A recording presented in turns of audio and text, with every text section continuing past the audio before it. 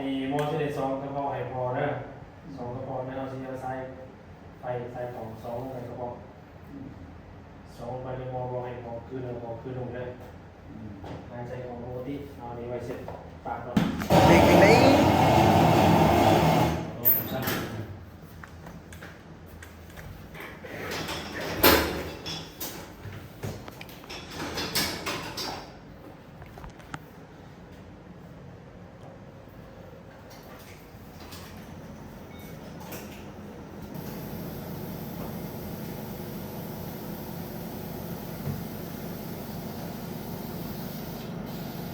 นี่แมนซองกระเพาะลำไส้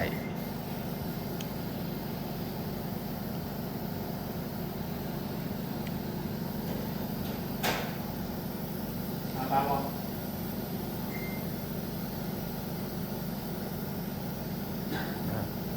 นี่แมนเส้นทางทางปากตีนแล้วก็กกคอคอหอย คือลงคือบอกคือลง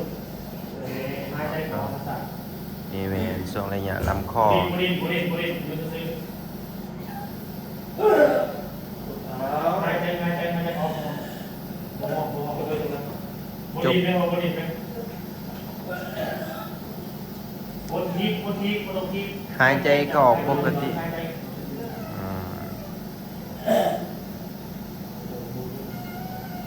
นี่แมนกระเพาะลำไส้เนาะ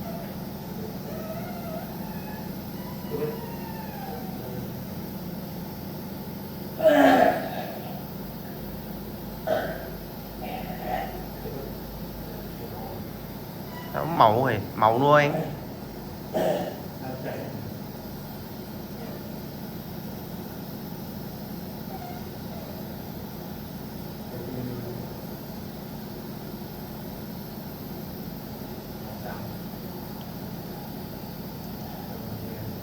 หายใจเข้าออกซาๆบ่ต้องเก่งคอเฮ็ดคอโล่งๆไว้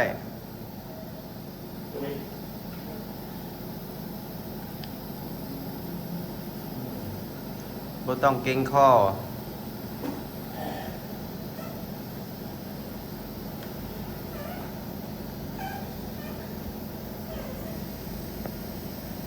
เนี่ยถ้าส่วนกระเพาะลำไส้เนาะ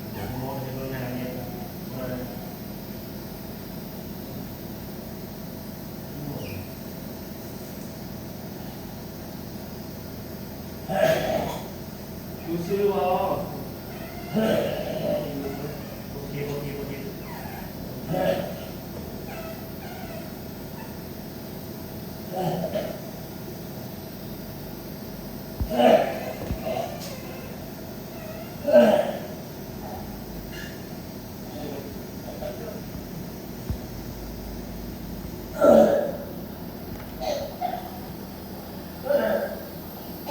โอเค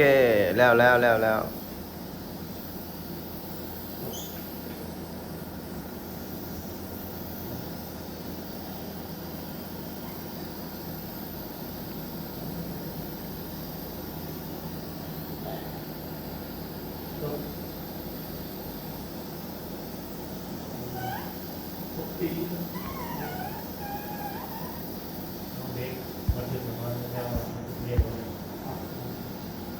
จบแล้วทันมอสวิน2กระเพาะลำไส้